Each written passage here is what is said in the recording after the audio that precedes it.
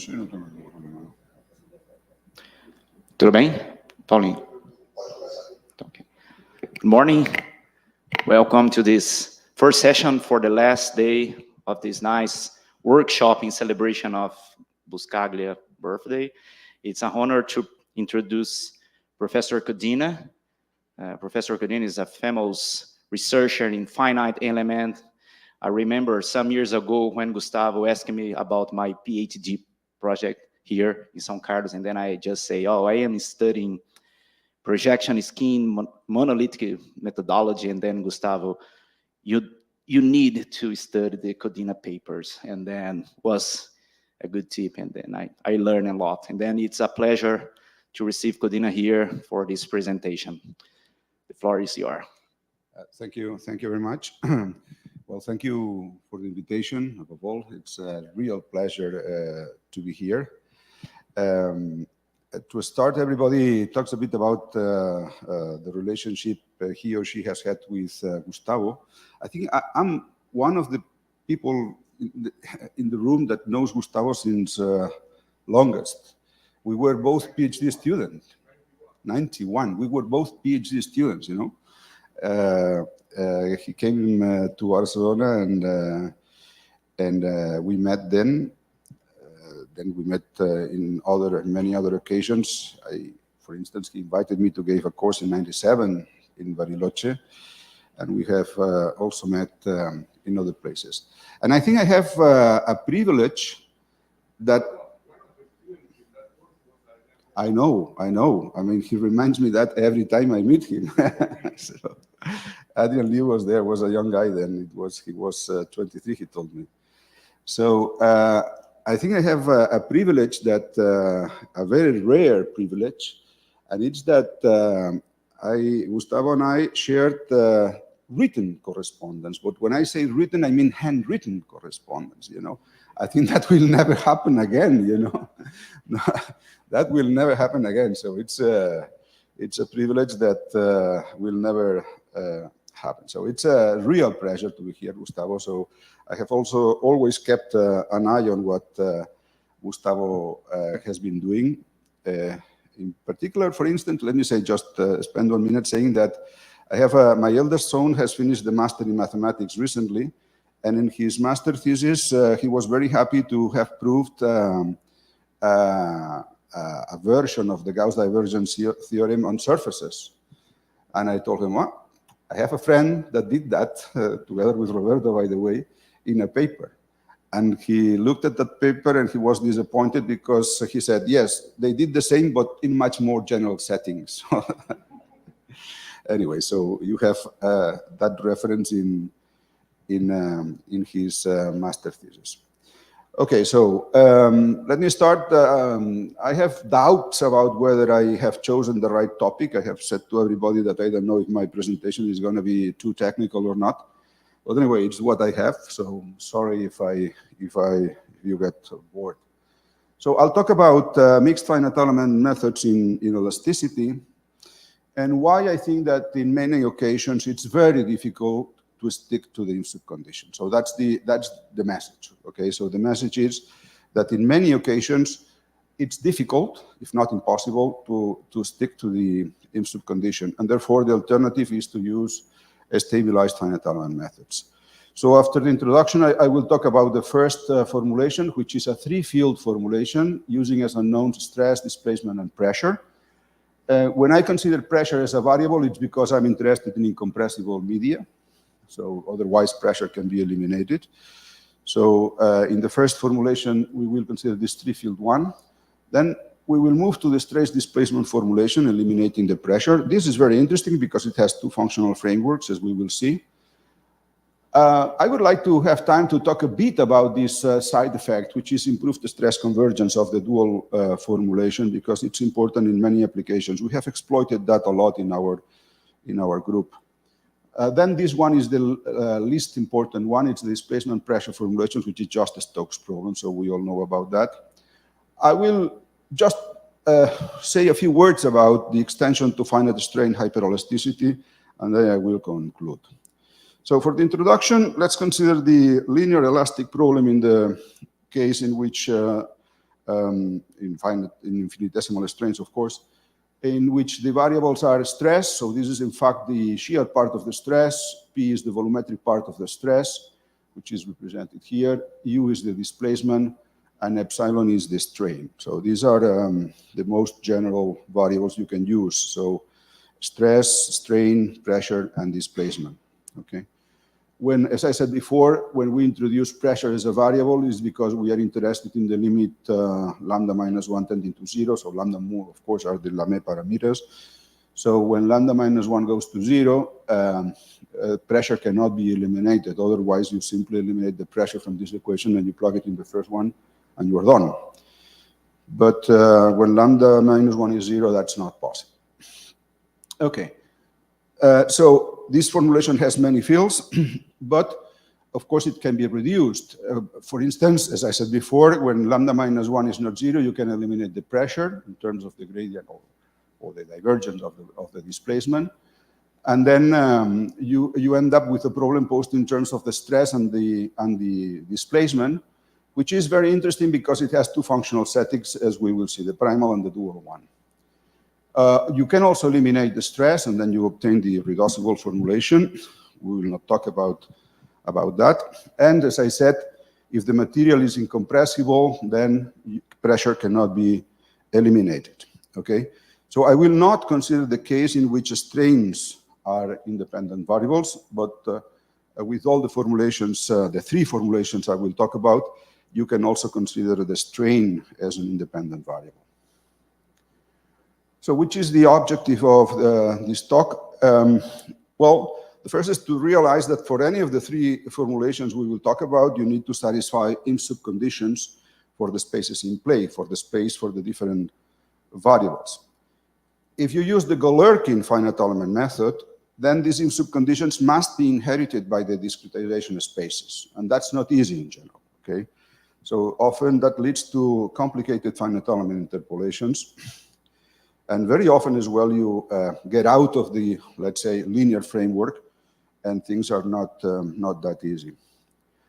The alternative to using superstable formulations for the Galerkin approximation is to use a stabilized finite element method. So what you do, in fact, is you modify the original variational form of the problem, and so that you are able to use any interpolation. Usually people think about stabilized finite elements as a means to be able to use continuous interpolations, but in fact, you can use any interpolation, okay?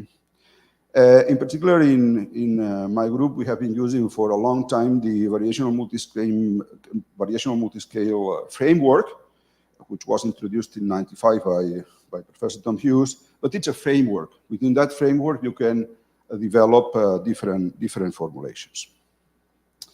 Okay, so let's start with the three-field formulation, the formulation in which you have the stress, the pressure, and the displacement as a variable. So what I will summarize here is something that I published already 15 years ago, but that I will repeat here just to start the thread.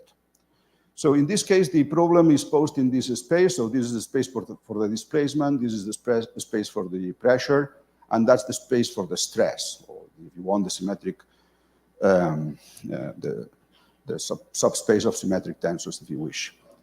So you can write the variational problem as a single variational equation as written here, where this bilinear form B has the three terms. So in red, we have the terms that come from the momentum equation, the momentum balance equation, the equilibrium equation. So if this is equal to this, you have the momentum balance.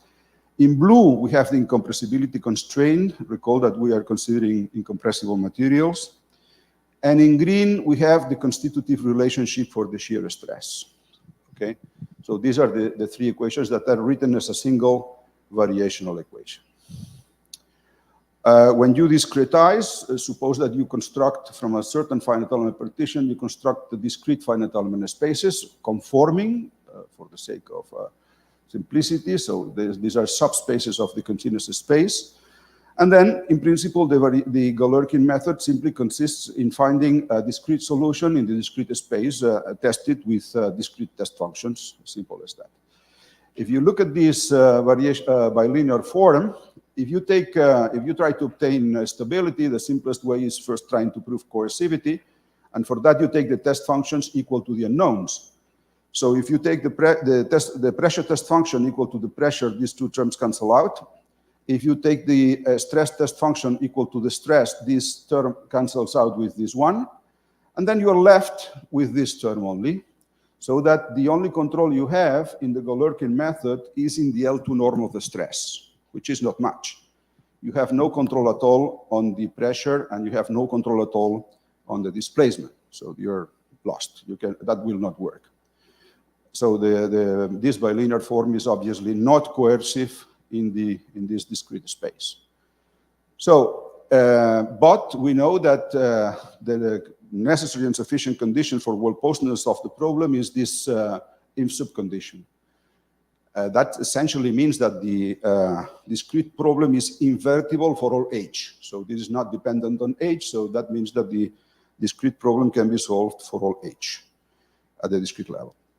And it turns out that this IMSUB condition for the global bilinear form, in this particular case, is a consequence of these two, sometimes called little IMSUB conditions. So instead of having an IMSUB condition that involves the three spaces, displacement, pressure, and stress, you can write two IMSUB conditions that involve pressure and displacement and stress. Okay? You have these two conditions to be satisfied, and these two are equivalent to this one, because we have coercivity for the stress space, but that's a consequence of these two IMSUB conditions. If you don't want to satisfy that, then you have to resort to a stabilized formulation. So what happens if you want to satisfy that? It's not easy. It's not easy at all. So in the case of three spaces, so we all know many examples of IMSUB stable formulations for the velocity and the pressure in the case of the Stokes problem, or the displacement of the pressure. But what happens if you add the stress as a variable? One of the few examples that is IMSUB stable is the Marshall-Crochet element, which is displayed here. So we have a biquadratic interpolation for the velocity, a piecewise discontinuous linear interpolation for the stress, and this patch for the stress. So the pressure, is piecewise linear and discontinuous. And the stress has to be interpolated from this patch of 4 times 4 bilinear watts.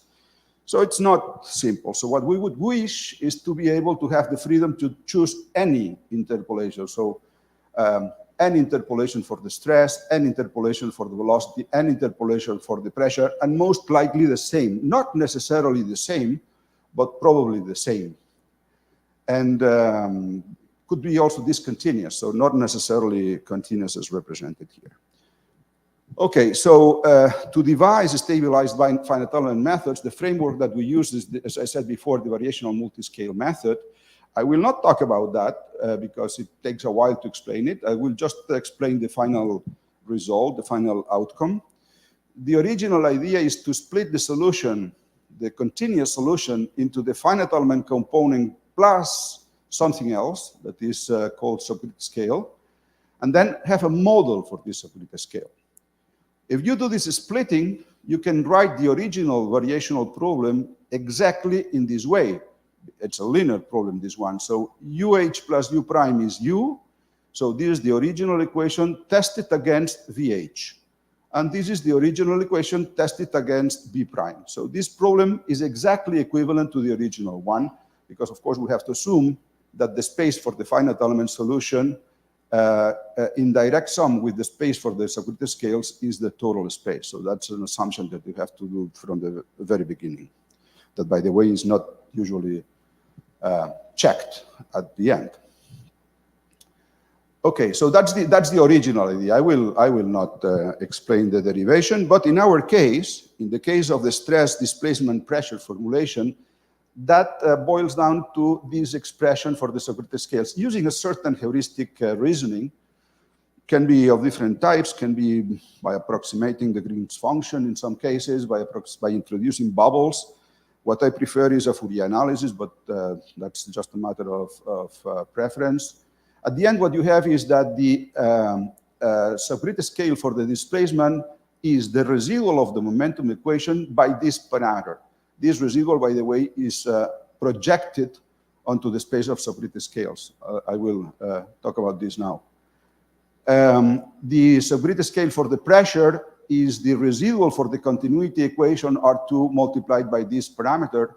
And finally, the subgrid scale for the stress is simply the residual of the constitutive equation multiplied by this parameter. So here, alpha 1 and alpha 2 and alpha 3 are dimensionless algorithmic parameters that have to be determined, for instance, from experimentation. So I always say that the role of these parameters is similar to the role of the distortion of a classical Galerkin method.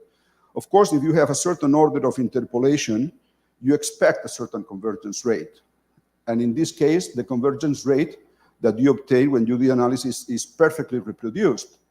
But depending on the choice of these parameters, you can get a higher or lower error for a given age. And that's exactly the same that happens when you have distorted meshes.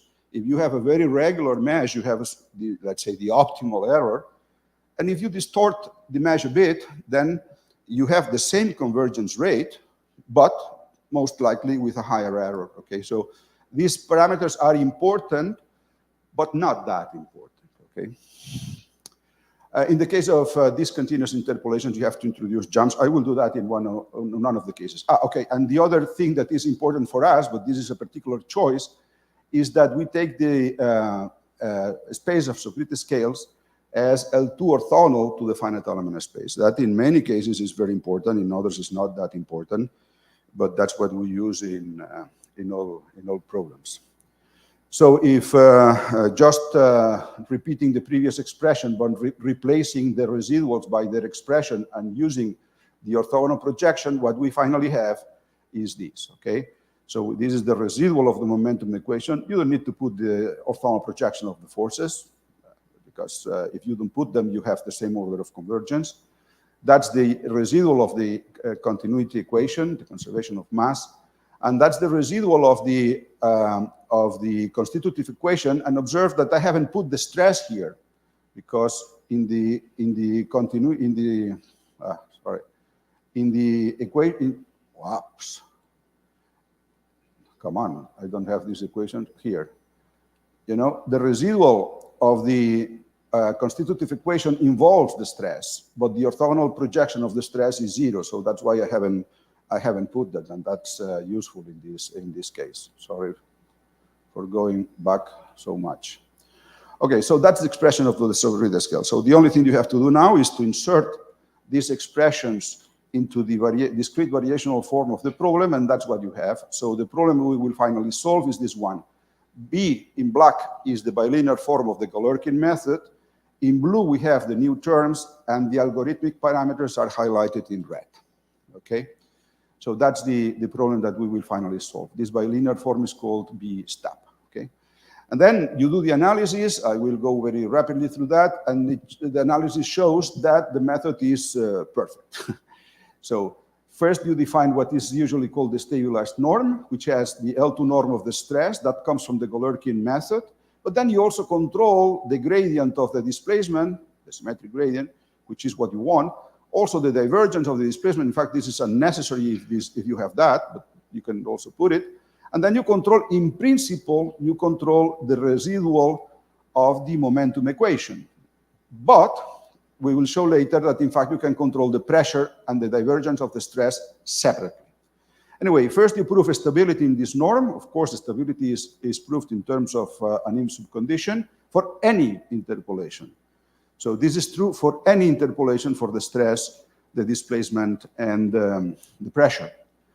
And then you can also prove convergence in this norm. And again, without going into the details, convergence is optimal. That's what we have to keep in mind. So the method converges, is stable and converges optimally. And furthermore, in this particular case, you can do the analysis in natural norms, which means the H1 norm for the displacement, the L2 norm for the stress, and the L2 norm for the pressure. And you can show stability in a classical sense and convergence in a classical sense. So that would be, those would be the classical stability and convergence results that you would obtain, and you also obtain that. And furthermore, you can even obtain an L2 estimate for the displacement, so everything works exactly as for the Galerkin method. So conclusion, we have a method that allows us to use any interpolation for the different variables without the need to satisfy the if-sub condition, which in the case of the three-field problem is not that easy. Okay? So let's move to the stress displacement formulation. In the stress displacement formulation, we have to solve for the stress, that is solution of this problem, and that is the balance of momentum, and also the constitutive equation. Here the stress is the total stress, not only the shear part, but both the shear and the volumetric part of the stress. So sorry for the notation, but here the stress is the total one. You can write this problem as this differential operator, and then the bilinear form the weak form can be written by integrating by parts the first equation tested against, the second equation tested against the stress. I have written first the constitutive equation, and the second equation tested against a displacement.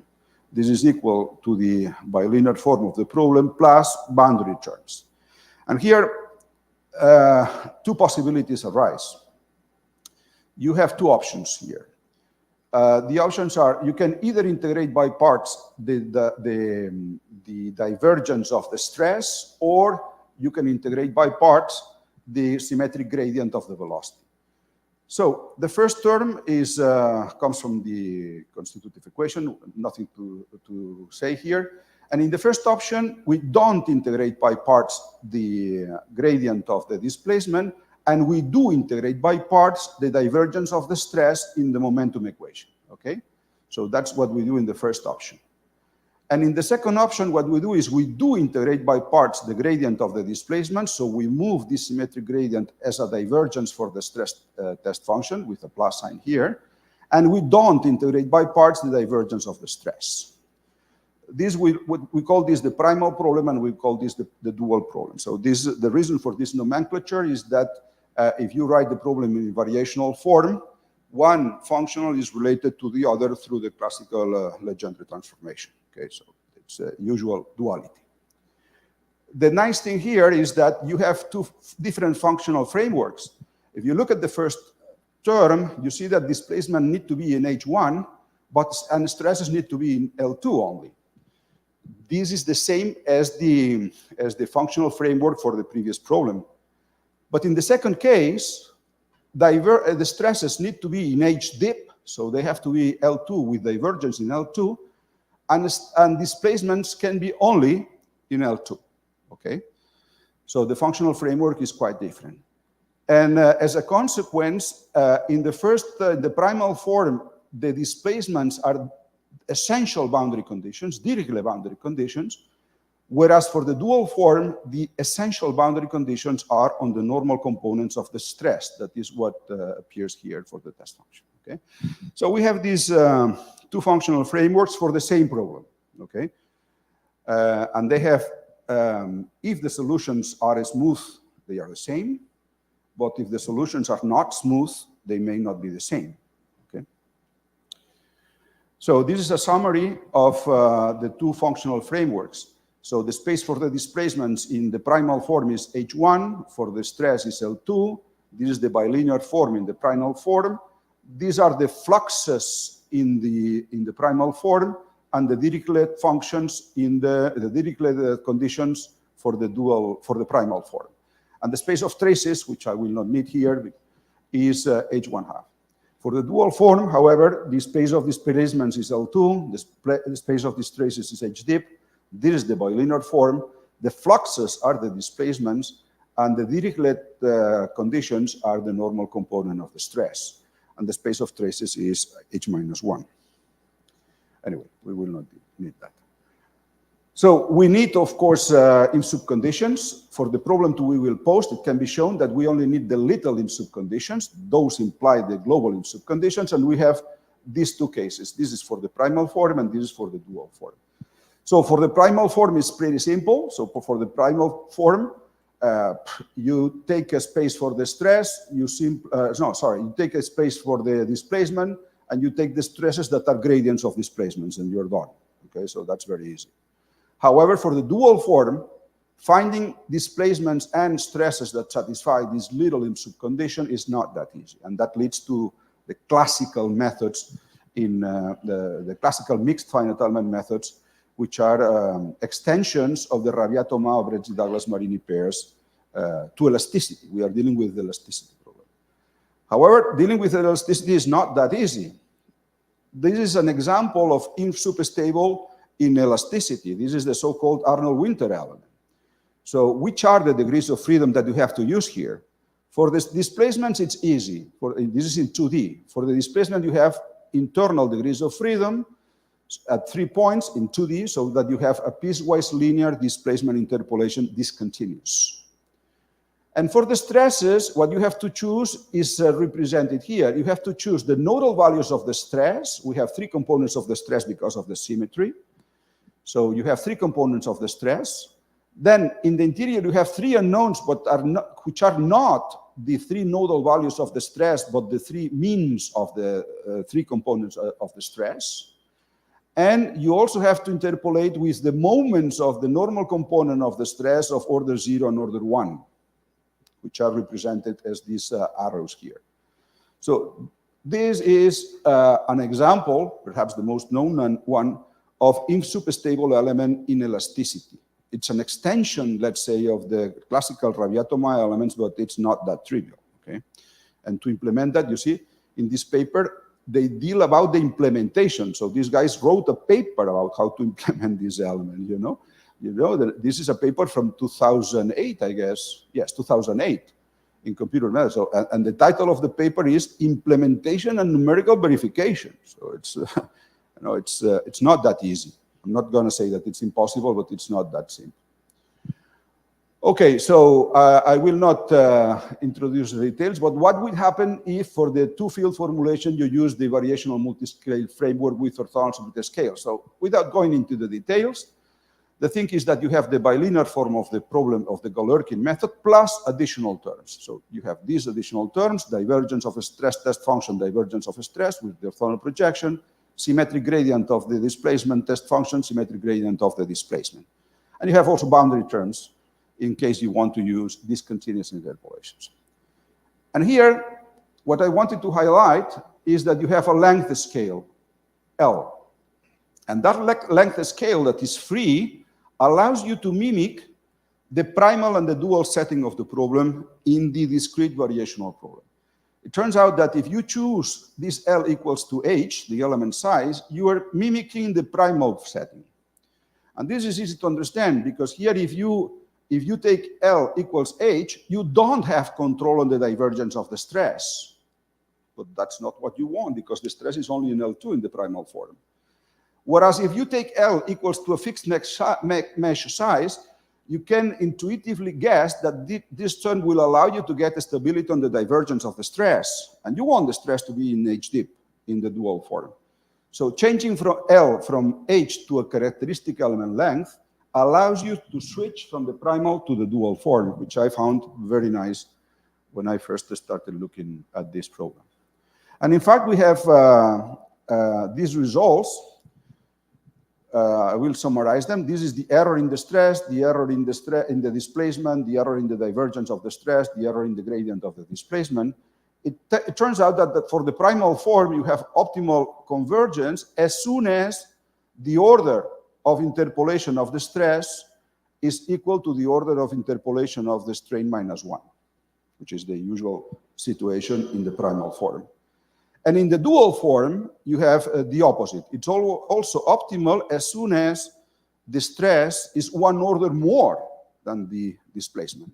Okay, that's what you have in the dual form. But you can also have an intermediate case that has no continuous counterpart. This is very interesting, I guess, which is this characteristic length that turns out to be optimal for equal interpolation. Anyway, I don't have time to go into this detail, but it's very important. Let me see how much time do I have. I can talk a bit about this. So I have 11 minutes, right? So let me spend 5 of these 11 minutes in a crucial side effect that we have been exploiting a lot. In particular, I collaborated with this work in the beginning, about 10 years ago, and then I didn't work on that anymore, but my colleagues have used that intensively. What is this fact? Let me try to explain. So let's talk a bit about regularity for the irreducible problem. So this is the irreducible elasticity problem, okay? So the only unknowns are the displacement. If you have a reentrant corner, then it can be shown that the displacement is in h1 plus s, where s is smaller than 1. So of course you are in a space that is, let's say, a subspace of h1, because that's where the problem is well posed, but you are not yet in h2, in the case in which you have a reentrant corner. So this is a well-known result. And then, if you were very smart, you could prove at most, I'm not saying that that this is a well-known result, I'm saying that the best result you could hope for is this one. You could hope for this L2 estimate for the displacement, which is 1 plus s, not more than that. That's impossible, because the displacement is only in h1 plus s. Then, if the stress is the symmetric gradient of the displacement, you will have one order less here. So the displacement, if you are very smart, I'm sure you all are, but I'm not aware of this result, but if you could prove it, that's the best you could prove, okay? So a convergence estimate of order S in L2 for the stress. Okay, but that's in L2. Now imagine you go to the nonlinear setting and you want to use a constitutive law that depends on the stress.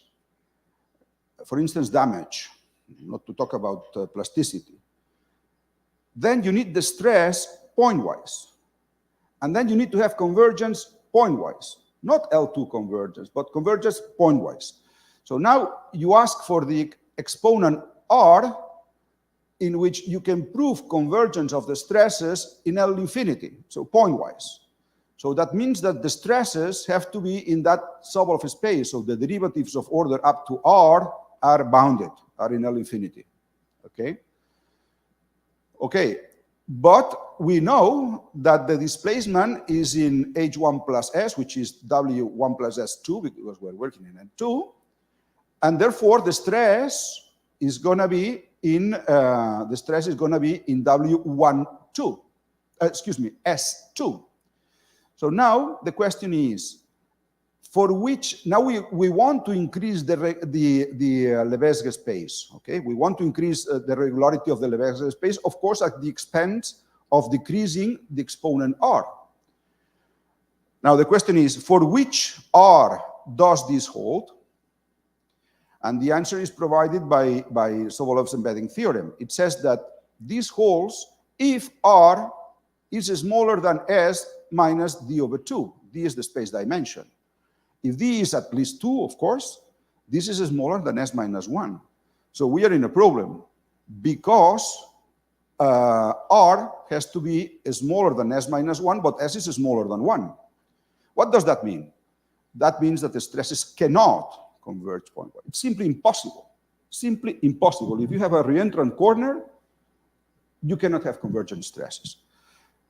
Of course, that applies to the, I will go rapidly through that, that applies to the irreducible form of the problem, and that explains, this was the irreducible form of the problem, that explains what is it so beneficial to use the dual form of the problem. In this case, you have one order more of regularity for the stress, and you are done. So, why did I say that in my group that has been exploited a lot?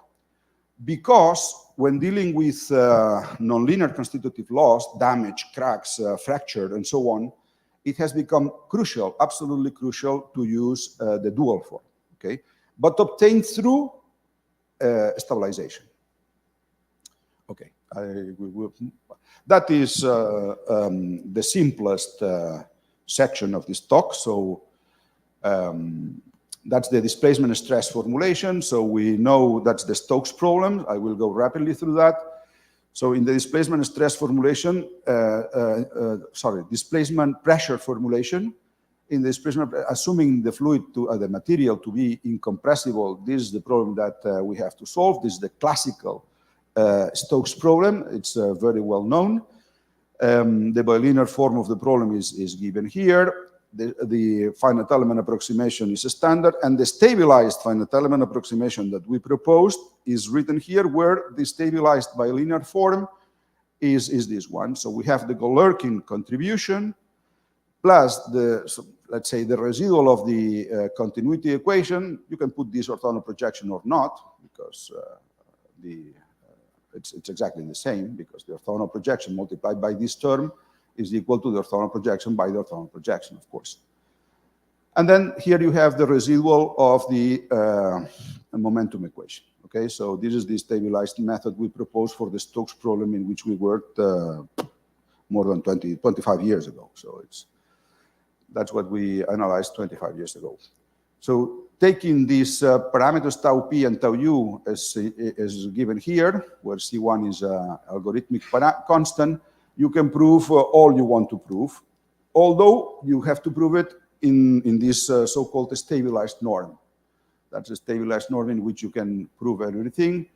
You can also prove that the error is optimal. This is the error function, and those are the results. You have insupestability of this bilinear form in this stabilized norm, which is, by the way, equivalent to the original one. And you have optimal convergence in this stabilized norm that you can also transform into the classical H1, L2 norms. Okay, and then to conclude, as a final section, just a reflection about the possibility of using insupestable interpolation. So in the case of the stress displacement pressure formulation that we saw at the beginning, there are very few elements that are insupestable for the Galerkin method. In the stress displacement formulation, there are very few elements and complicated, I would say, for the elasticity problem. Okay. For instance, for the Maxwell problem, there are other elements that are insupestable. And but there are elements. There are elements that are insupestable, and you can choose them. For the displacement pressure formulation, which is the Stokes problem, those are very well known. Okay, so we all know insupestable elements for the Stokes problem, and we can choose also stabilized formulations. But let me make a comment about finite strain hyperelasticity. I will not write a single equation here, but if we have a finite strain elastic problem, the question is, which element is insupestable for the linearized problem? The linearized problem is not necessarily, or has not necessarily, the structure of the linear problem, okay? Has not that structure. So now the problem is, if you want to solve a problem in finite strains, would it be feasible to use insupestable interpolations? I'm not even aware of insupestable interpolations, for instance, with a Newton linearization of the stress. I'm not aware. Maybe there are, but I'm not aware. In finite strains. That depends on the linearization. Okay, that's a problem where you have a certain nonlinearity. But now let's go to degenerated solid elements. If you have a degenerated solid element, for instance, this is a result that appears in a paper that we have published this year, I guess, which is about modeling shells as degenerated three solid elements. In this case, we have used a hyperelastic model again with the total Lagrangian formulation and using the so-called solid shell elements. Again, in this case, with the linearization, with the degeneration of the element, would it be feasible to use stable interpolations? Well, my opinion is that maybe it is, but it's very difficult. So let me conclude. So here is a simple picture of representing what I mean. So for instance, in the displacement pressure formulation, if you want to be insupestable, the simplest element is the so-called mini element, where you have pressures represented in red circles at the nodes, and then you have displacements also at the nodes and at the center of the element. This is the so-called mini element, or the simplest insupestable element for the UP formulation. If you want to use the stress displacement formulation, not in the scalar case, so imagine here U is a scalar and sigma is a vector, because otherwise you have to go to these Arnold-Winter methods elements, for instance. In this case, in the case of the primal formulation, it's very simple. you take U as, oh, here, by the way, it's wrong. So U should be the red circles. And then you take the stress as the gradient of U directly, and that's very simple. Piecewise constant evaluated in the middle. So this is not a problem. But in the case of the dual formulation, you have to use extensions of elements of the Rabiatoma family, for instance. This is RT0, the simplest case, in which U is piecewise constant and sigma is interpolated at the edges of the element. And what is the message? The message is that using a stabilized formulation, you can use arbitrary interpolations, for instance, equal interpolation everywhere. That gives you much more freedom. Of course, you can also use mixed interpolations, but you don't need to. Okay, so that's the summary. So first, the VMS formulation allows one to decouple the discrete variational problem from the finite element interpolation. So in a sense, these are two different problems. So once you have the discrete problem, you can choose any interpolation you wish. It's another topic, so you can give it to people working in interpolation. In the case of the three-field approach, I would say that the only reasonable strategy is to use a stabilized formulation, as in superstable elements are rare. We have seen an example, the Marshall-Crochet element. In the stress displacement approach, you can change the functional setting simply by selecting appropriately the stabilization parameters. And if superelements are in general difficult to generalize, nonlinear problems, for instance, in hyperelasticity, in geometric degeneration, such in solid shells, when you combine different operators, for example, in the Brinkmann problem, where you have Stokes and Darcy put together, so which one are you going to use? And in the case, among the different VMS alternatives, we favor the use of orthogonals with the scales, but you could use others. In particular, you could use classical residual methods. So thank you.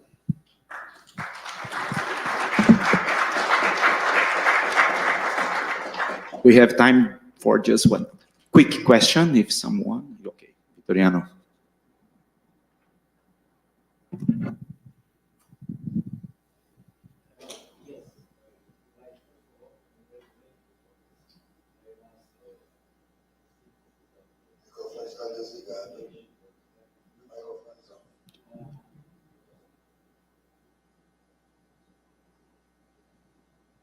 And I had actually 3 questions, but there's no time, so I have to select the. We can talk later if you wish. Could you please show this slide with the Marshall-Crochet elements?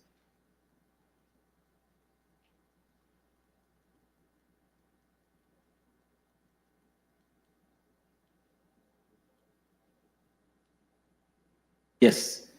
Okay. So I think their concern when they proposed these elements was keeping equal order in the natural norms. Order of convergence, I mean, not equal order interpolation. So the velocity and pressure second order converges. Absolutely, yes. And I think they simply exaggerated. I don't know what kind of computer they had at that time, but their simulation, viscoelastic simulation, I suppose they were extremely costly. So I think it's just a matter of using bubbles and. No. There is an analysis also of the. I think it was done by Fortin and somebody else, but there is an analysis of Marshall-Crochet element which shows that you really require this patch of 4 times 4 stresses. Yeah, you mean that it's sufficient to do that, but it's not necessary at all. So this is what I would like to say. That is possible. Clearly, what they had as a starting point is an superstable element for the Stokes problem, so which is H1, L2, which is velocity and pressure. So this is the classical P2, P1 element, or the Q2, P1 element, right? Yeah. And then the point was how to interpolate the stress out of that. And it's true that the first time you see this interpolation, it looks weird, you know, it's patchy. But then you look at the analysis, and I think that's what you need. Well, I did that long ago, so I can. Okay, but I think if you just use a Q1 in. No, stress, you don't have. enriched with some bubbles, which can Okay, eliminate okay, from yeah. the system. Yes, no. Then you have a cheaper solver, and which keeps the order, the equal order convergence of the. But it's just. Well, could be. Of course, you need enough degrees of freedom for the stress Yes, to make it sure. stable. So how many bubbles do you have to obtain stability? I don't know because I have not tried. But what you definitely need is more than Q1 for the stress. This is for sure. No, but I agree with you perfectly. Otherwise, it doesn't work in Galerkin. Yeah. Okay, let's thank the speaker again. Next one is here.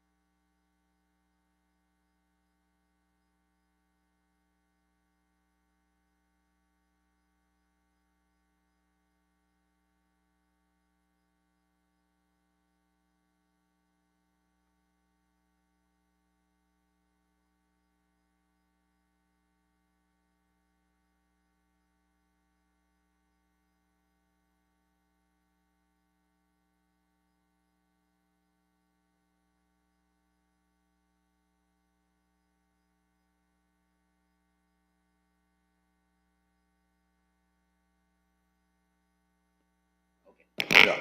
Welcome to everyone to this session. Now we have Casio Oishi. He has a degree in mathematics from UNESP, then a master degree and a doctorate in computational mathematics from USP. He's actually associate professor at UNESP, and he just came back from a research stay from at Washington University. So yeah, we are very happy having you here. So please, the floor is yours. Okay, thank you. Thank you, Roberto, for this invitation. And also, it's a pleasure for me to stay here to celebrate with Gustavo this moment. Gustavo was my not only supervisor in the postdoc, but also I think was my mentor for some fields, including academic, professional, and other things in the life. And it's a real pleasure for me to stay here. Okay, I will present recent works that I discussed some months ago with some colleagues. Part of this work is with my PhD students, Fabio, and also with some colleagues, Samuel, Otto from Cornell, and also Nathan Kutz and Steve Bruton. And the idea here is just to share. I'll put in the full screen, just sorry. Okay, how is this work? Oh, great. The idea here is just transmit for you some basic methodologies to apply dimensionality reduction, and also the main idea, the main objective is to construct reduced order model in viscoelastic fluid flows.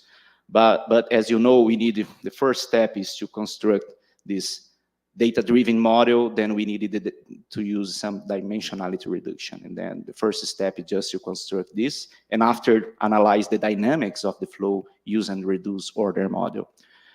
Okay, we have, in the recent years, we observe a lot of works using machine learning, computational fluid dynamics, and then we can see like exponential growing, people using a lot of strategy and methodology. But basically, these works, we observe some results for Newtonian fluid flows, and then our intention was not only to extend these methodology for non-Newtonian fluid flows, but the idea is to construct some machine learning models using the knowledge about the viscoelastic equation. And then this is the main idea of this project. As we have a strong group here in São Carlos, work a lot with moving interface problems, free surface problems, start with Castello, Murilo Tomé, and other colleagues, Valdemir, and Cuminato, and of course, Gustavo, Buscaglia. And the tradition of the group, the main idea is to solve complex problems using codes, in-house codes. And for example, like to understand the idea, for example, for the rod climb effect, when you have this Newtonian fluid, we have the Newtonian dipping while the non-Newtonian materials climb the rod. And then as we have the interest to understand this complex flow, we start to selecting the model. The first step is to choose the model, and then we decide to look the most simple model using the viscoelastic equation, the odroid B. This is the first step that we did in this work. Okay, then some basic ideas or some contributions in terms of machine learning and simulation for viscoelastic fluid flows. The first part of my talk, I will explore the construction of data-driven models, the ideas of data-driven and reduced order models for a specific viscoelastic equation, as I said, for odroid B. And in the second part, I will include some comments about nonlinear dimensionality reduction. I will explain the ideas behind this. Okay, just a big picture about reduced order model. This is just the idea. We have some snapshots of the flows. If you have some code, and then you can capture these snapshots in the time. And after this, we apply a strategy to reduce the data, like, for example, principal component analysis or POD. And after this, we can analyze in a simple representation the dynamics of the flow. And then this is a very traditional strategy. If you study the papers about POD, Galerkin projection of the Navier-Stokes equation, we have very good results, including some theoretical analysis about this. And therefore, the first step is to understand this methodology, and after we extend this for a non-Newtonian fluid. This is our framework using in this project. First, we capture some information of the conformation tensor. I will explain in details this, but the basic idea is we have some snapshots, and then we capture the snapshots for a simple geometry in this case. And after we construct the reduction, we apply the reduction, and after we identify a system to integrate in the time, and then we capture this information and applied a reconstruction strategy. We back for the data space or the data domain. Let's start with this model. This is the simple case, as I said, is Odroid B. It's a classical one, and then we have the equations, the mass and the momentum equation, and we include in one constitutive equation, where in this case I am using the conformation tensor to represent our viscoelastic model. It's important just to remember the conformation tensor is a SPD, and then we can apply this decomposition, where B is the square root matrix. U is the velocity field, we have the pressure, and also we can apply some external force field. Some comments about the parameters in these models. As you can observe, we have the Reynolds number, also the Weissenberg numbers, and beta is the viscosity ratio. We have like the solvent viscosity over the total viscosity. Then we have in this set of equation, we have basically 3 parameters.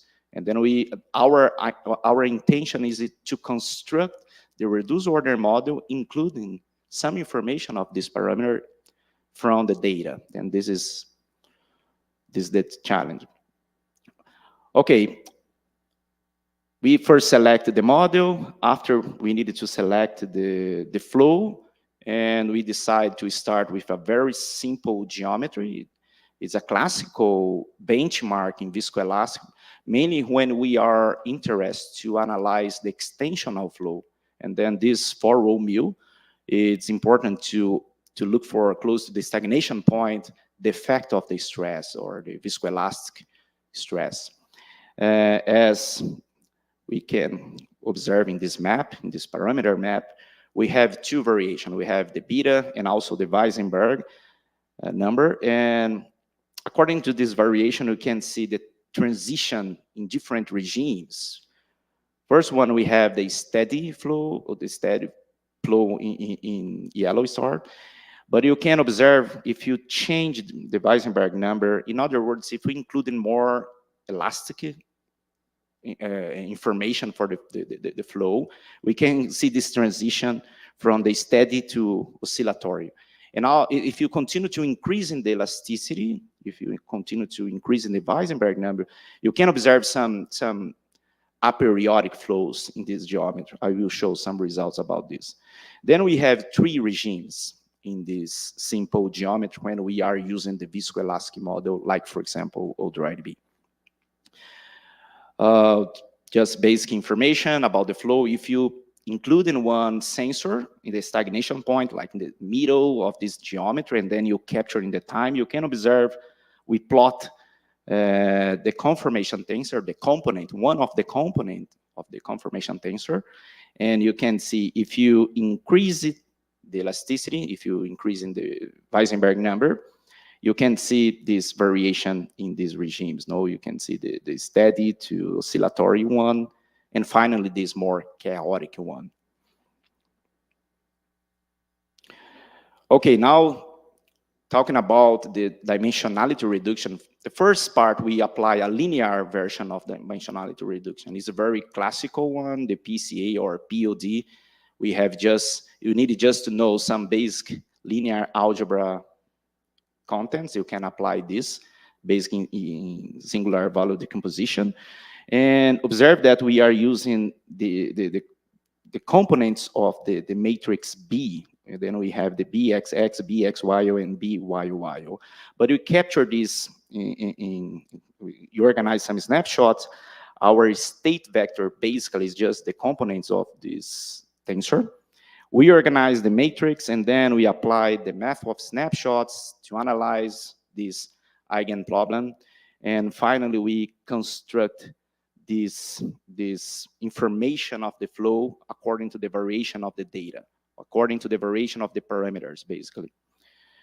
As we are using a very small Reynolds number, in this case, we are just using the square root matrix, not the velocity field. In the second part of my talk, I will show some results including the velocity field.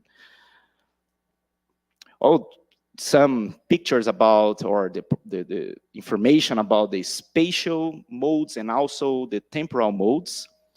When you combine like this mode 1, mode 2, mode 3, and etc., you can observe this portrait of the temporal coefficients and some information about the singular values according to the variation on the modes. Yes, this is, in order to identify the system just using data, we employ a strategy. This is SIND, where SIND is the system identification of nonlinear dynamics system. Basically, you use the data and you solve the optimization problem using lasso.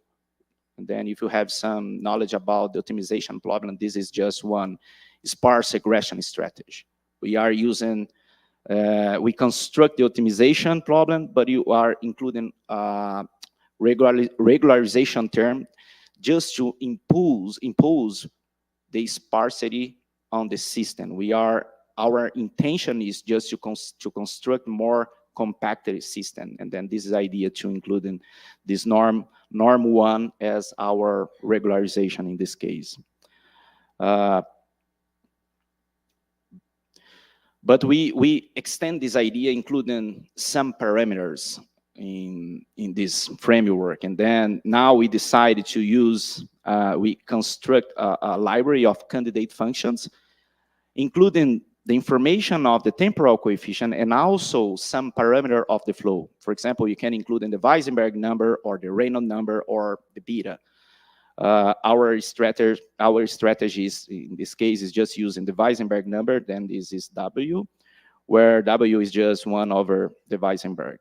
And this is the framework that we needed to solve.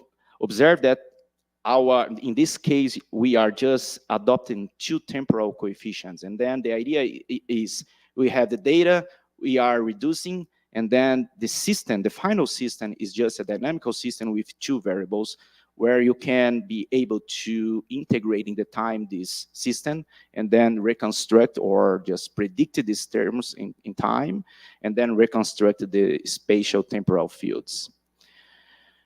Okay, this is final system that we construct. We just using, in the SIND version or the SIND methodology, we needed to decide what type of basic function we are using. In this case, we tested some functions.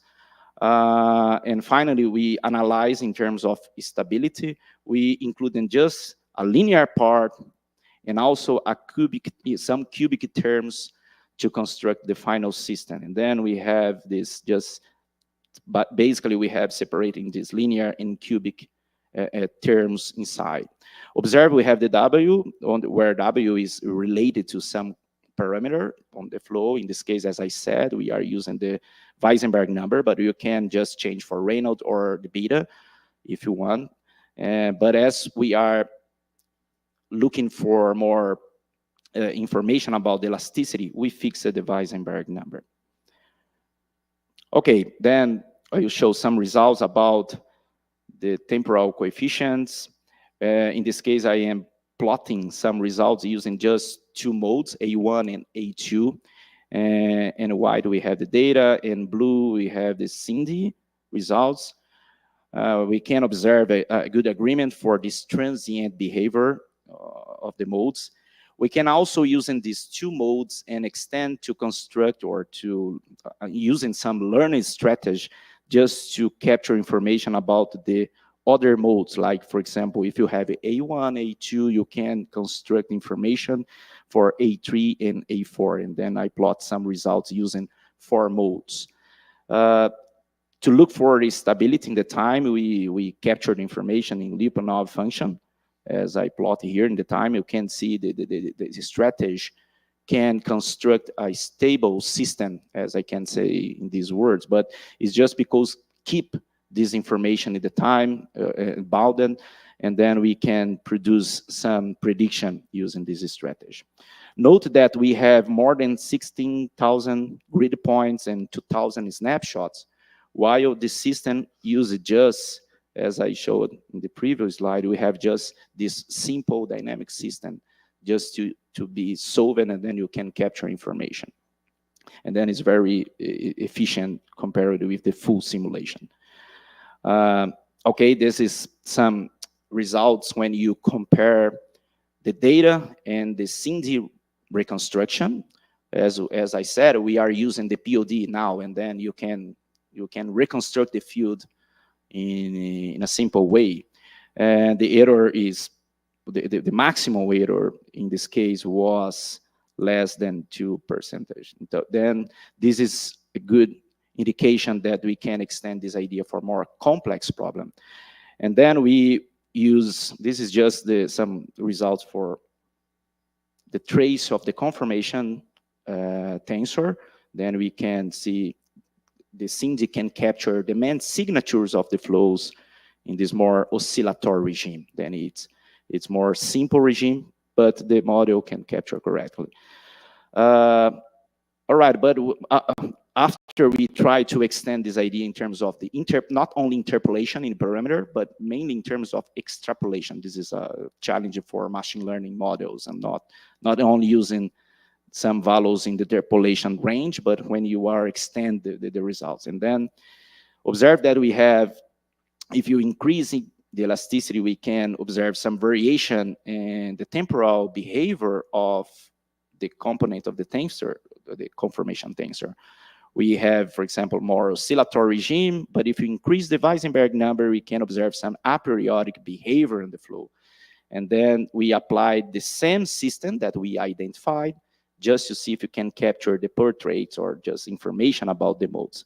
And we have a good agreement in the behavior of the flow in terms of this variation in the time, including for testing data. This is one important point that we observe. But of course, we are using more simple regime, but when you try to attack real problems, like for example, elastic turbulence, then we needed to extend the Weissenberg number. And then when we apply this system or this reduced order model, we can see that we need more information on the modes. Observe that we keep the stability, but we are not capturing in good agreement with the behavior because we have more chaotic or just the transition to chaotic regime. Okay, then we apply this for more for a higher Weissenberg number, and then we observe we have some complicated results. But this is just one indication that maybe this simple reduced order model using just 2 modes is not enough. We needed to increase the number of modes to capture more chaotic behavior in the flow. All right, this is the first part of my talk, and then I have just a few minutes to present the second part. The second part is, now after we understood the problem, just using a linear dimensionality reduction when you are looking for a more chaotic system, we decided to look for nonlinear dimensionality reduction. And then we have some strategy, and I will present one of these strategies based on the kernel PCA methodology.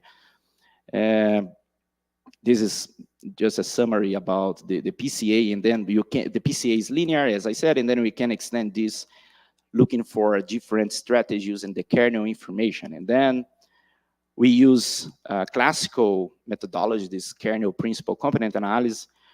This paper is very good if you are interested to understand about this combination of PCA and nonlinear version of PCA or kernel PCA, where you can look for the reproducing kernel Hilbert space, and it's possible to lift the information for a different manifold, and then you apply the PCA there. This is the basic idea. Or you can see in terms of replace the inner product with reproducing kernel. In this case, we needed just to keep some mathematical or some foundations in terms of mathematical describe. I mean, we needed to include in one analysis about the positive, the same definite function that you are using. Okay, our work, basically we look for the regime of the flow, considering now the stated vector using the velocity field and also the conformation tensor. And in this case, we can show that there is a reproducing kernel Hilbert space where you connect the inner products or the norm in the Hilbert space with the total energy in the system. Observe that as we are using a viscoelastic model, we have one part for the mechanical or the kinetic energy plus one part for elastic energy. And then this part related to the trace. The trace, I'll just show for you, just to consider. Yes, we have like the kinetic, and then we have one part related to the elastic influence in the total energy. We have just one additional term, this to keep this energy non-negative. This is just one constant. And if you change the values for the beta and the Reynolds, and this is the dimension of the flow, and then it's just one constant to keep this non-negative, just to prove some results. This is, we call the energy-based reproducing kernel. We have some illustration here where we are lifting the information for the Hilbert space, and then we analyze the distance in this manifold, the distance in terms of the energy, the total energy. And then in this case, the problem is to look for this distance and including in the kernel some physical information to construct or to customize the kernel function. We have some, in this case, we extend not only for the odroid B, we extend for the classical viscoelastic model, including nonlinear version, like, for example, the Finney family. If you are not familiar with these models, but it's we can look for the results, and the Finney family can capture very well some viscometric flows in terms of to capture the nonlinear response of the fluid. We have the PTT, the version for linear and nonlinear, and then we applied for generalized model, not only for the odroid B. The equations are the same, but now we generalize for the other models. This is the main theorem, or the main theoretical result, where you can prove this information in terms of the kernel function, or the kernel in terms of the inner product is defined according to the total energy, where we just combine information about this viscoelastic model. In this case, we are considering theta. Theta is just the ratio between 1 minus beta and the Reynolds versus Weissenberg number. Of course, we choose one simple geometry again, just to be clear, all information of the flow. This is the cavity flow, but this is the transient version of the cavity flow. We use Codina papers just where you can impose in the lead information about the time. But this is simple, but we can change the Reynolds and the Weissenberg number just to see if you are in a steady flow or if you have some transition. observe that we can capture some information about the errors, like, for example, the L2, the Frobenius norm for the reconstruction. And also we observe, or we capture information about the mechanical energy, okay, on the system. And finally, we also analyze the error in the kernel Hilbert space, defined just by the norm where you are using the Hilbert space in this case. Okay, some results. We compare, in this case, we compare the classical linear version, the PCA, with this kernel PCA, where the kernel now we customizing for the specific viscoelastic model. Like, for example, in this case, we are using Odroid B. But in this work, we extend for, as I said, for different models. And you needed just to change the definition of the inner products, and then you can construct different version of the kernel. And when you change the theta, or if you change the Reynolds, the Weissenberg, and beta, you can observe that in terms of the energy, or the total mechanical energy, we can see that the PCA is underestimating the energy, while this formulation using the kernel PCA can capture correctly the information in the time. If you change the theta or the parameters, you can observe this for different regimes. And then this is a good indication that the total mechanical energy needs to be preserved, but you needed to choose correctly the dimensionality reduction if you are planning to apply some machine learning strategy. If you look for, this is important just, of course, if you include in a lot of modes, then the PCA and the kernel PCA can capture almost the same result. But as we are planning to construct reduced order models or sparse reduced order models, it's important to preserve just few modes to describe the system. And then this is the importance of the kernel PCA in this analysis, just to capture the correct modes that we needed to include in the system. This is just a reconstruction. If you look for the total mechanical energy in the space, we can observe that the kernel PCA captured the correct signature of the flows. And then again, if you compare with the PCA, the error, comparing the kernel and then the PCA, you can see the PCA produce a large error compared with the kernel PCA. Just using two modes in this case. I have just a few minutes to conclude my talk. I would like just to present preliminary results for elastic turbulence. As I said, we are using a simple geometry, but if you just change the Weissenberg number or the elasticity in the system, you can see this more complex behavior in the flow. Nowadays, we are testing some methodology for capture information about this flow, or what is the correct. The main question for us is if the kernel PCA can capture correctly this information when you are using more chaotic data. And we are comparing the kernel PCA with a version for the autoencoder as a nonlinear dimensionality reduction. In this case, we are applying the variation autoencoder. We have some details about this methodology, but I don't have time to discuss this, but the idea is the same, to capture some snapshots to produce a parametric dimensionality reduction, where in this case, we are using some nonlinear dimensionality strategy. And we compare the first results using the Odroid B in this case. You can see, if you compare the simulation with the strategy, you can see in terms of the spatial temporal reconstruction, in this case is for just one snapshot, but you can observe the variation autoencoder is producing better results than the kernel PCA and the PCA. Of course, for PCAs, the comparison is unfair, but for the kernel PCA, our idea is to include now some information inside the autoencoder, or in some sense, combine the kernel, the energy-based kernel inside the loss function of the autoencoder strategy to produce more efficient results in terms of the energy, the reconstruction of the energy. This is the next step of this work. Okay, then some basic conclusions or some final comments about the first part of my talk. We developed a sparse reduced order model for a simple viscoelastic equation for the Odroid B, But we include in the parameter in this analysis, and then this is the main motivation to include in some information of the Weissenberg and other parameters, because when you are using non-Newtonian fluid flows, we have many parameters to include in the equations.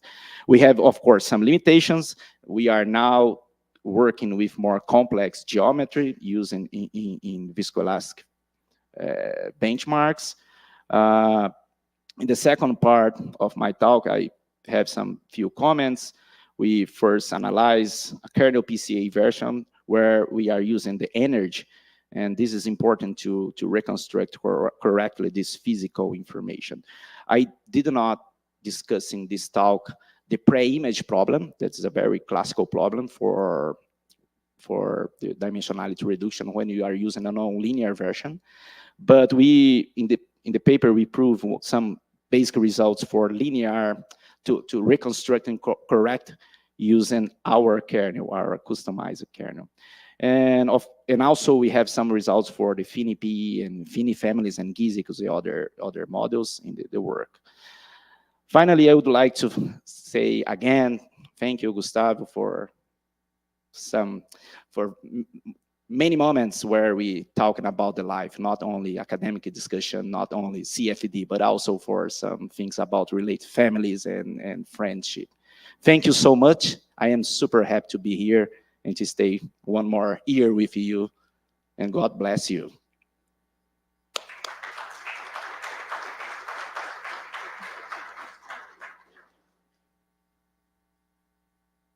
Thank you very much for this nice presentation and for keeping the time framework. So now we have time for 1-2 questions.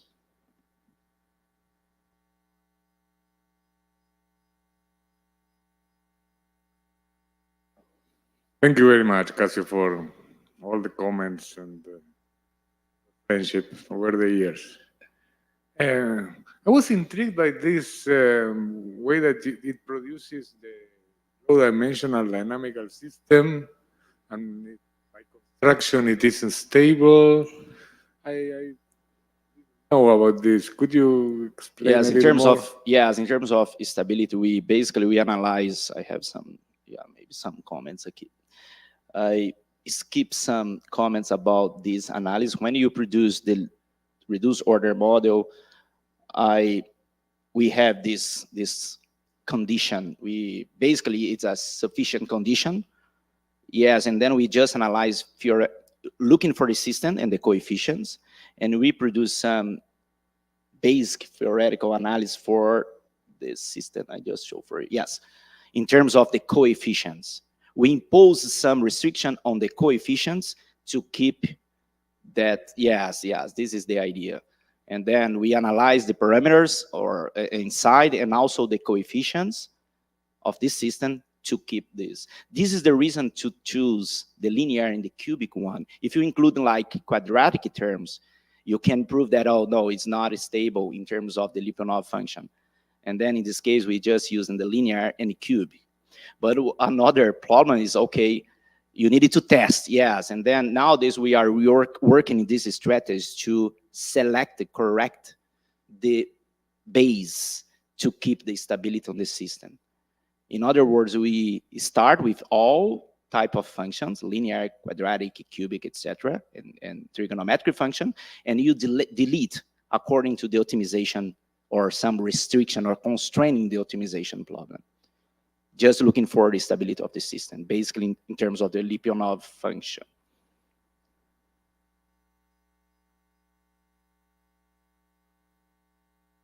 Do we have another question?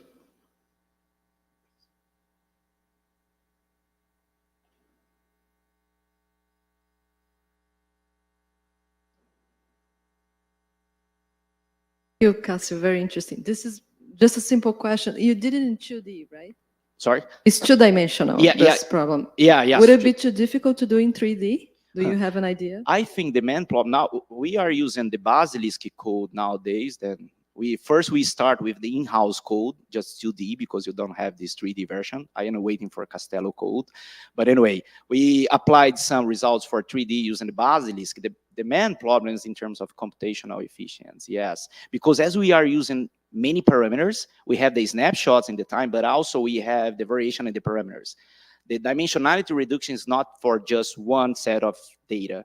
It's just we are including the parameter, and then this is the reason that it's not super efficient. But I suppose that is possible if you include in some efficient strategy in this implementation. This is just a guess, I think. Thank you. So, Casio, thank you very much for Thank you. the presentation.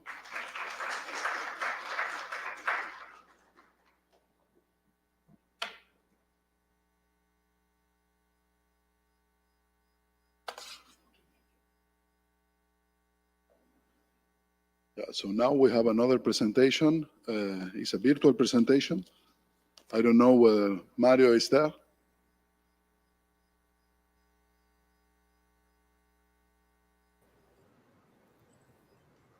Hi. Hi, everybody. Hello, Mario. Hello. So now, as next speaker, we have Mario Storti. Mario Storti has a degree in physics from Instituto Balseiro, then a doctorate in chemical technology from Universidad Nacional del Litoral. He's a principal scientist from the National Council of Science and Technology from Argentina. He's also a professor at University del Litoral in Santa Fe. He has really a very prolific scientific career, not only in quantity, especially in quality. And the interests of Mario are lying on computational mechanics, numerical methods for finite elements, implementation of finite element strategies in distributed computers, and also object-oriented programming. So it's a pleasure having you here. So Mario, the floor is yours. Well, thank you very much. Thank you, Roberto and Gustavo, for inviting me to give this talk. It was planned to go to Sao Carlos on Wednesday, but there was a strike of pilots in Argentina. So, well, Roberto tried hardly to reschedule the flight, but it was impossible. So, well, I'm here giving them the talk virtually. Well, so I will talk about, as it said, numerical modeling of fluid structure interacting with many rigid bodies. Well, probably all of you know very well the problem of fluid structure interaction. Is the problem where in many situations in engineering you have the interaction between fluid and a structure and a solid. The fluid imposes loads given by friction and pressure on the surface, on the skin, on the solid, and the solid, the response of the solid is to deform. So you have a couplet problem between fluid mechanics and structural dynamics. This interaction implies a transfer of energy between both media the most interesting case is when you have such a strong interaction so that the structure absorbs energy from the fluid and it gives to vibration or destruction of the structure.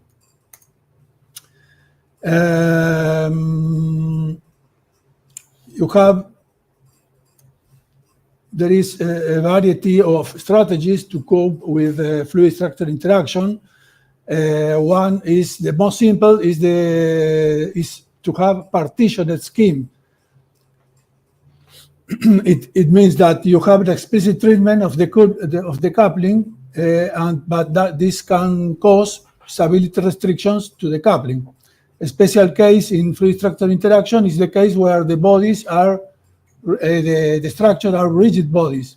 So in that case, the time scale for the rigid body is not so small, and in that case, it is particularly well suited for partitioned schemes. The problem with simulating the fluid in fluid structure interaction is that, of course, the domain occupied by the fluid is varying in time. You have a domain that is varying in time. So you have at least three possibilities. One is to deform the mesh. That means, like here in the upper figure, you have to deform the mesh and then to apply the ALE, arbitrary Euler-Lagrangian terms, to cope with the movement of the mesh. In addition, you need to have a very good computational mesh dynamics solver, so as to be able to cope with very large displacements of the structure. Another possibility is to have chimera mesh methods. That means, or the chimera, or also called overset meshes. In that case, you have a background mesh like this one here, and the objects surrounded by a small mesh that follows the objects. And you have to patch the solutions between the mesh, the attached mesh to the object with the background mesh. Well, and finally, what is the object of this talk is the strategy of embedded, immersed. It has several names: embedded methods, immersed methods, and also fictitious domain, where you have a background mesh and the body is marked by markers on the mesh. Some cells of the mesh of the fluid is fixed, it's always the same, and you simply follow the structure and mark some cells as occupied by the solid. Sorry. Well, a key point of the embedded techniques. Sorry. Here. So in this case, you solve the Navier-Stokes equations as in the world domain. You solve the Navier-Stokes equation in the world domain, the fluid, and also the solid region. But in the solid region, in the region occupied by the solid, you apply a penalization term. Here, this one is like a Darcy, also called a Darcy term, so that it is analogous to have the solid represented by a porous object. If you make the penalization term, the porosity of the fluid very small, it is the penalization term very large, then in the points occupied by the structure, you are penalizing the velocity of the fluid to be the same as the local velocity of the body. Here, UB is the velocity of the body, and U, the velocity of the fluid. If K is very large, you are forcing the velocity of the fluid to be the same as the local velocity of the solid.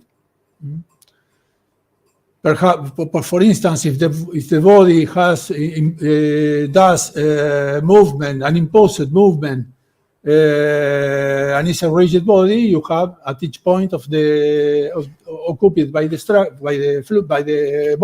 structure, you have the rigid body field of velocity given by this body.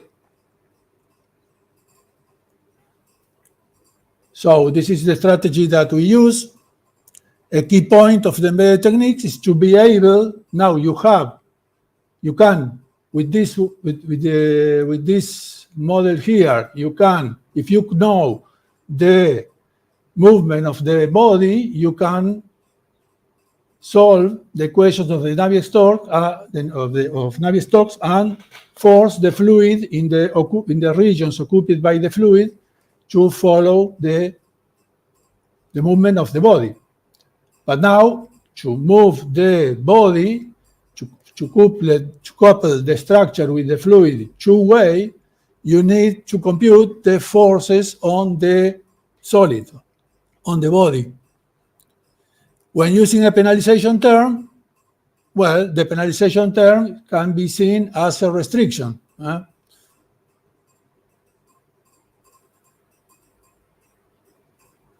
And so, as in any penalization problem, you can compute the reaction of the restriction, and this is the force of the fluid on the body. There is a trick that you have to take into account that from this penalization force, you have to subtract the force cost needed to move the embedded mass of fluid in the body. This is what we call the embedded mass, not to be confused with the added mass. The added mass, everybody that is included in a fluid, when you move the body, this causes some amount of fluid to follow the body, and this adds mass to the body. This is the added mass. Here we are talking of the embedded mass. The embedded mass this is because only of the embedded method you have some fluid inside the body. And so when you compute the force, you have to subtract from the penalization force the force needed to move the embedded mass. Here is for the force. In the case of the force, you have to subtract the variation, the derivative of the embedded mass. For the moments, you have to subtract the torque, the variation of the angular momentum of the embedded mass. Well, we have some tests for this method. These two I will show here are very simple. One of these is the second stock problem. In the second stock problem, you have a plane, a solid that is a plane, and you move the solid plane periodically. Here are the comparison of the movement of the solution using the embedded strategy and the solution, the theoretical, the analytical solution. Well, of course, in the case of the embedded solution, if you have a, let's say, a low penalization factor, low permeability of the fluid, then the profile, the velocity profile penetrates into the solid. You have to use a penalization term as high as possible so as to penalize force the velocity of the fluid to follow the body. Well, and this is another test which is, let's say, complementary with the other one. In this one, there is no, in the second stock problem, there is no, let's say, impulse force. The surface of the body moves tangentially to his face, to his plane, so there is no, how can I call that? You are not impulsing the fluid. In this case, it's the complementary case. There is no tangential movement. You have this fluid that occupies the green part is moved by, let's say, pistons. These green bodies that are pistons that move the fluid. In the previous case, there is no embedded mass because the fluid, the body moves tangentially to its face, to its surface. In this case, the movement of the force of the fluid on the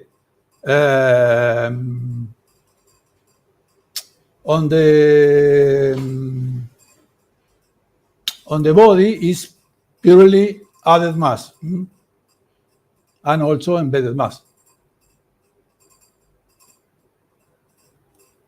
Well, all these things is implemented in Code Saturn. Code Saturn is a code developed by Électricité de France. It's a very robust open source code. It has been proven to, it has very good scalability properties. It has been tested with problems with several billion cells. Typically, you have in our installations, in our clusters, we have the efficiency is, we have measured the efficiency as 35 seconds core per million of cells for laminar flow and 85 seconds core per million of cells.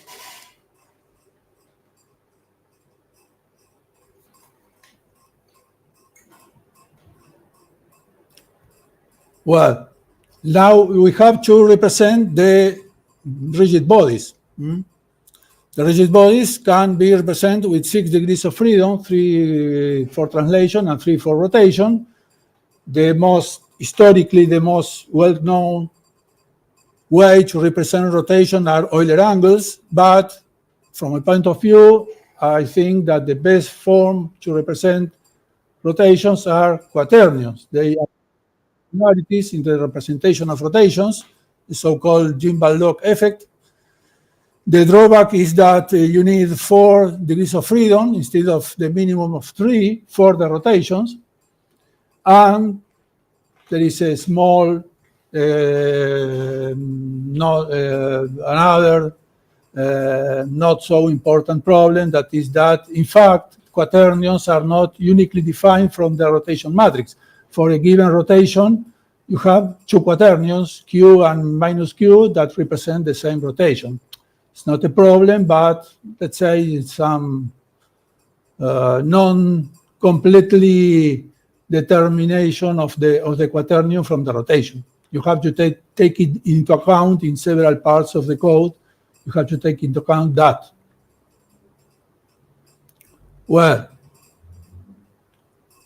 but we do not that. We do not represent the rotations, the rigid body by quaternions.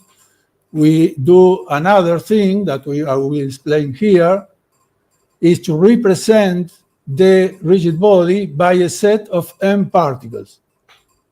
A minimum of 4 particles, but it can be more of them. Of course, more particles. You need the minimum of 4 particles. If you add more particles, you do more computation. Well, you do more computation. Well, so you represent the body by a set of, let's say, 4 particles, and you have to add restrictions to these particles to preserve the distance between them. The interest in different representation is that the full structural component of the simulation, it's represented by simply particles. The rigid bodies are a set of particles, ropes or other objects, or also even particles are particles. So all that you have is all particles. So your system is a set of particles with restrictions. In the case that particle that represent the rigid body, you have to restrict the distance between these particles as the distance in the reference body. And in the case of ropes of strings, you have to represent, to preserve the distance between the consecutive pair of particles in the row on the string. Bien. Well, point in this representation is to compute the position and masses of the particles to represent a given rigid body. The rigid body represented, the set of particles must have the same center of gravity, total mass, and inertia tensor that the body that you want to represent. Once you are running, you have a set of particles, and for the set of particles, the 4 particles that represent the rigid body, these particles have a certain velocity field. Each of the particles have a certain velocity field. You have to determine the velocity of the body and the angular velocity. And also, when you compute the force exerted by the fluid or other force exerted on the body, you have to distribute this force as individual forces on the particles, preserving the total force and the total moment, the total torque. Of course, the drawback of this representation is that you need at least 4 particles. That means 12 degrees of freedom, in contrast with the 6 degrees of freedom that is the minimum. Well, so you have to compute the distribution of position and masses of the particles, so that you have the same mass and inertia moment. Well, that is not complicated. You have the inertia tensor, and it is better to define this tensor that is just the sum of the masses times the double product of the coordinates.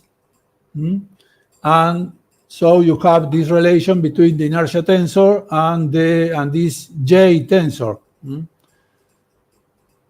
The trick is that from the inertia tensor, you can compute easily this J tensor. And with this J tensor, it's easy to compute the position, to find a distribution of particles that has the same, well, moment, inertia, mass, inertia moment, and center of gravity.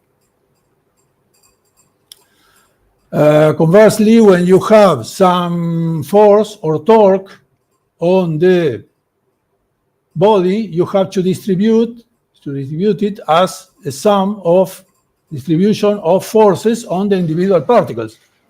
How to do that? Well, you have to preserve the total force and the total torque. When you propose the force as the force, to distribute the force proportional to the masses of the particles, and you add this term where the vector B is unknown. Well, when you compute the torque, the total force is preserved trivially because the sum of these terms are null. And for the torque, you do some computation and you find that this vector P can be computed from the torque and the inertia moment by solving a simple 3x3 problem, 3x3 linear system. Well, and finally, when you have the velocities of the particles and you want to compute the angular velocity, well, simply the simple and optimal way is to compute the angular momentum of the particles, the inertia moment, the instantaneous inertia moment, and to solve the equation for the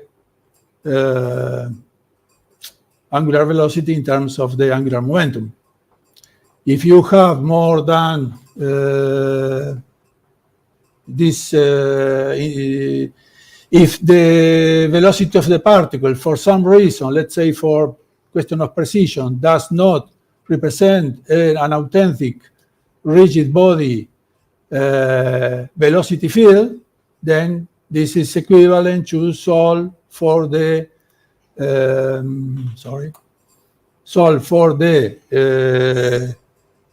angular velocity in the sense of the skewer.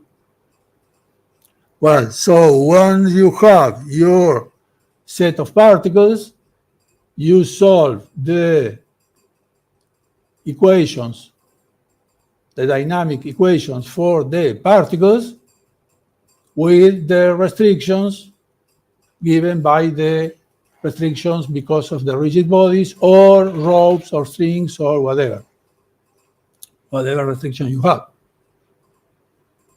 Well, this is a differential algebraic equation system, and, well, you can solve it.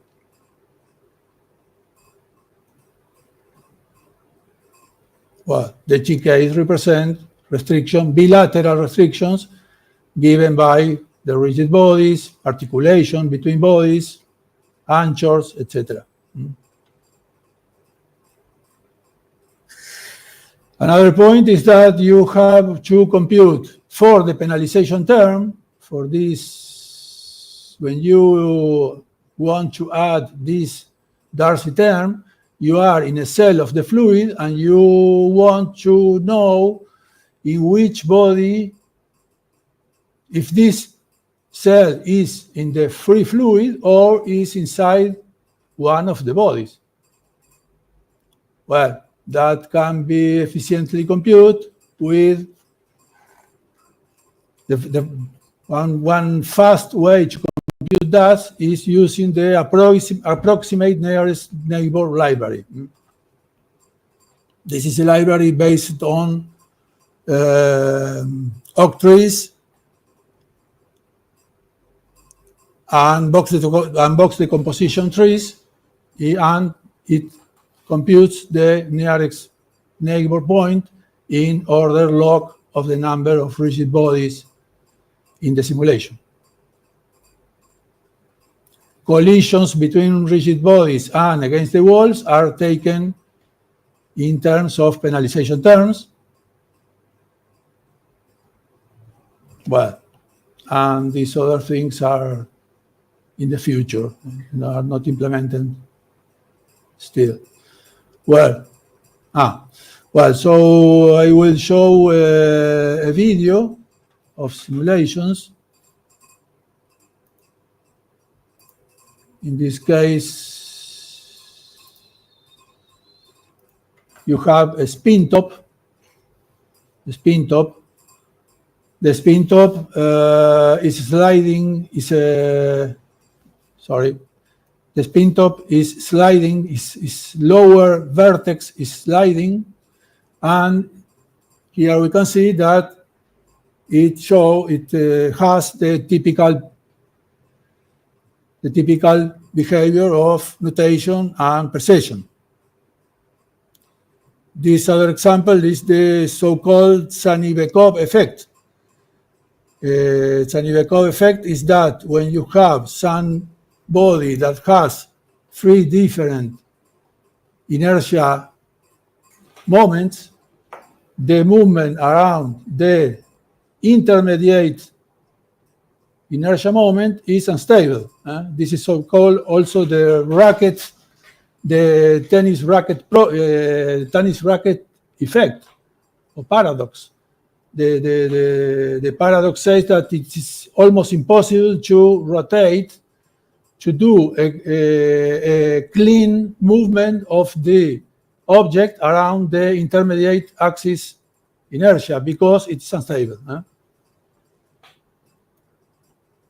Well, here you have a body represented with 8 particles, and you see that you are rotating around the intermediate axis, and the body performs this strange movement. well, this is a rope simulated with a string of particles. This is also the so-called set balancing toy problem that is well known. This is, I take it from a video from Javier Santolaya. It is a YouTuber, well-known YouTuber that has a channel on physical things. Well, and these all are simulations that show the possibilities of the particle library. Well, this is a model of a bus. We are doing some computations on aerodynamics of buses, and here is the bus making some steering maneuver. The bus is not completely, let's say, the model of the bus is quite complex. Here in the visualization, I don't take into account that the wheels penetrate the solid or something like that, but the model is good. The carcass of the bus is only shown just to give some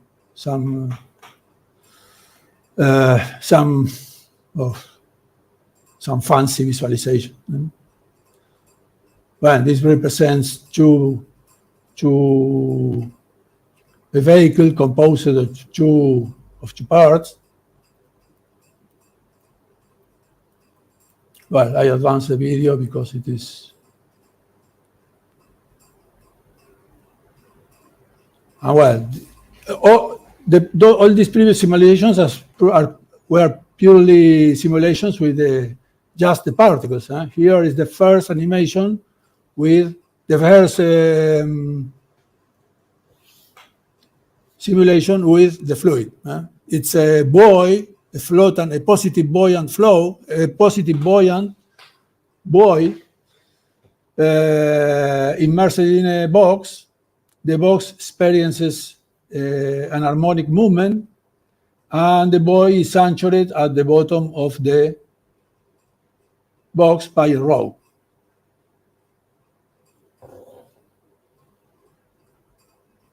Well, and these are several simulations of falling bodies.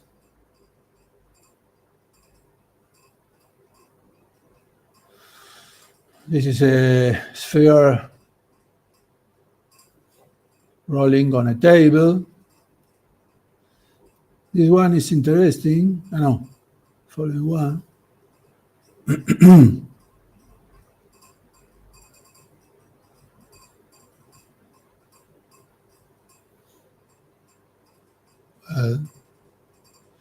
This is interesting. The ball slides, and when it hits the opposite wall, it does some jump because of the need to preserve the angular momentum. This is a well-known effect. And then it keeps bouncing on the floor. Well, now we start with many objects. In this case, I don't know, 10 or 20 boxes. I will end this video. And, well, this is the example that has many objects. We have 150 spheres immersed in the fluid.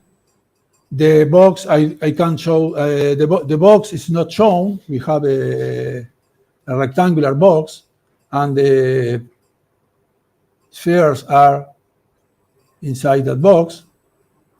We show just a thin layer of fluid in the bottom.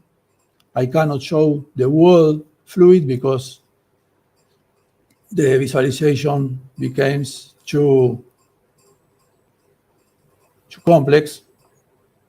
In fact, I can't run with more spheres. I made runs for 1,000 spheres, but I have a limitation in ParaView. When I want to do the visualization with ParaView, with so many spheres, it takes, I don't know, exponentially more consuming time. Well, here I did some visualizations with the 1,000 spheres, but with Octave. The visualizations are very basic, but is what can I do for visualizing this flow. This is a cylinder which has 1,000 spheres.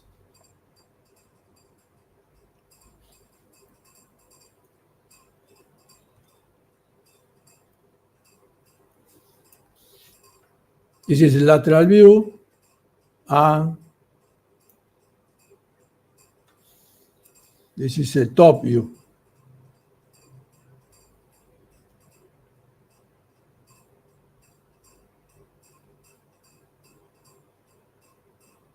The code is the code of the particles is parallelized with OpenMP, not with MPI. Code Saturn is fully parallelized with E-hybrid parallelization, OpenMP and also MPI. But the particle code is just parallelized with OpenMP. Well, so that's all.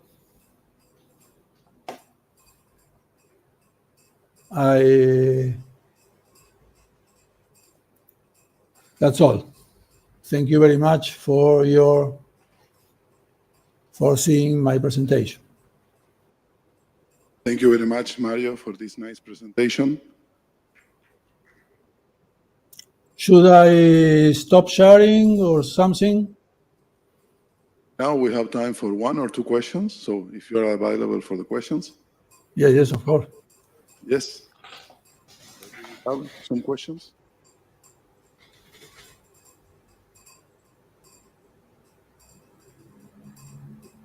Hi, Mario. Hi, Gustavo. How are you? How are you? Thank you very much. Nice to hear from you. It's a pity that you couldn't come, but thank you very much for participating. Thank you. Could you talk a little bit? You there have some inequality constraints that you deal with in some way, and also you have that penalization constant K that is a little bit in the fluid or in the solids. In the solids, you have some inequality constraints. And in the fluid, you have that constant penalization, constant K. Yes. That it has to be chosen in some way. Yes, right? yes, of course. You have to choose it. If you put this too high, you have problems. First of all, this force is added in the finite volume code Saturn, so the matrix mass is diagonal. So it's like, let's say, it plainly adds to the diagonal of the matrix mass and don't cause much trouble from the point of view of oscillation or something like that. If you were using finite element, probably we should do some lumping of this term, but it's finite volume. Coincidentally, it's finite volume. So from that point of view, there is no much problem. Even so, when you use very large penalization terms, there are problems. So you have to tune this parameter. This parameter has scales of viscosity over mesh size to the square, something like that. I can pass you the paper where you do the tuning of this parameter. But yes, this is one point of the strategy. And the inequality constraints, how do you treat them? The inequality for the particles when they for the are particles. sliding Well, on a certain- it's a die system. We can solve it with the die solver from Octave that is in the library of Octave, or also with some discretization. We do some discretization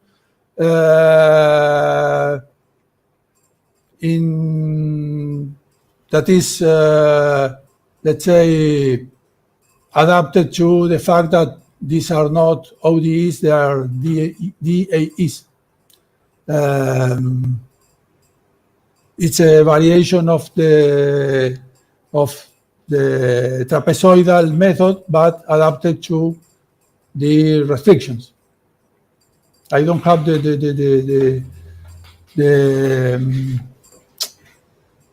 the slides now for detailing that. Thank you, Mario. See you in the future. Well, see you. Thank you very much to you. Do we have some more questions? The audience here has no question. I will ask a question, or Yes. at least two. The first one is the kind of integration strategy you use for solving the differential algebraic equations. Can you comment a little bit on that? Well, as I said before, it's the same question practically that asked me Gustavo. I can solve it with the die solver that is embedded in Octave. But also I solve it with a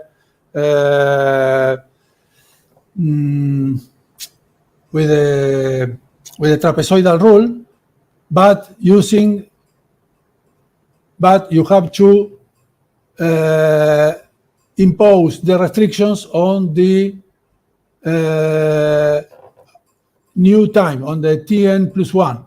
It's a little tricky, but it's good. Yes, so basically the first approach is not structure preserving. So probably you are not keeping momentum and energy.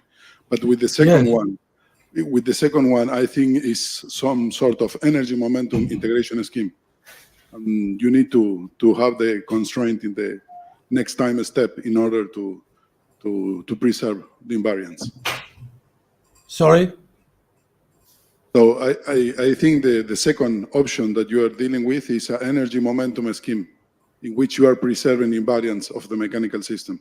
So if you compute the angular momentum without flow, you should preserve the angular momentum and also the total energy.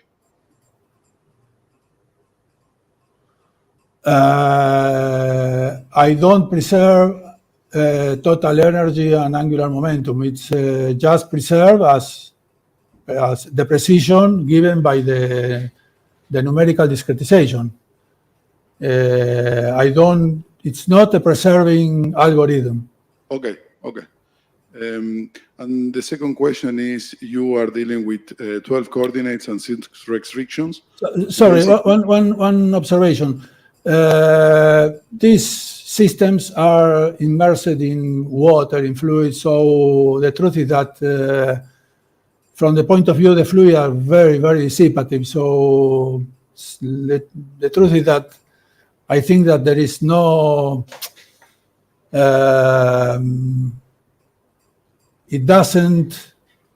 it's not very, let's say, it's not very problematic if they are somewhat dissipative. In addition, normally the time step for the particles are very, very small compared with the time characteristic times of the system. So the truth is that I think that is enough for this kind of problems. Yes. The second question is regarding the representation of the particles. So you're using 12 coordinates and 6 restrictions. So you have this natural coordinate setting. So basically, Yes. you have to redistribute the mass and the inertia in order to keep equivalent properties. There Yes. is also an option if you use directors, 3 directors that are orthogonal. So you're going to have still 12 coordinates, but 6 restrictions, and you can put the origin of the directors in the center of mass, and you have analytical expressions for the mass and the inertia, and also for extending the forces to the surface. So maybe this is an approach that could be more direct. Oh well, I didn't knew that. Perhaps you can then point me to this strategy, to this methodology. Yes, I will do it. Okay, Mario. Thank you. Thank you very much for the nice presentation. And, yeah. You want to say something, a comment, some Me? statement? No. Well, thank you very much again for inviting me to give this talk. And well, it's a pity not to be there at Sao Carlos. I think that Roberto invited me, and perhaps I will go sometime in the future. I don't know Sao Carlos. So now this session is ended. So thank you very much to all the speakers and the audience, and I will give the word to Roberto for further instructions. Thank you, Mario. No, there are no further instructions. There is no more time for voting, so I just make the contability of the votes, and then in the afternoon we will announce the winners for the undergrad and graduate students. And now we have 2 hours for lunch, and then we have 2 more talks in the afternoon, one from Santiago Marquez, and the last one by Enzo Dari, also from Argentina, who didn't travel due to the strike. After that, we will have a cake, ice cream cake to celebrate and to give the prizes for the winner.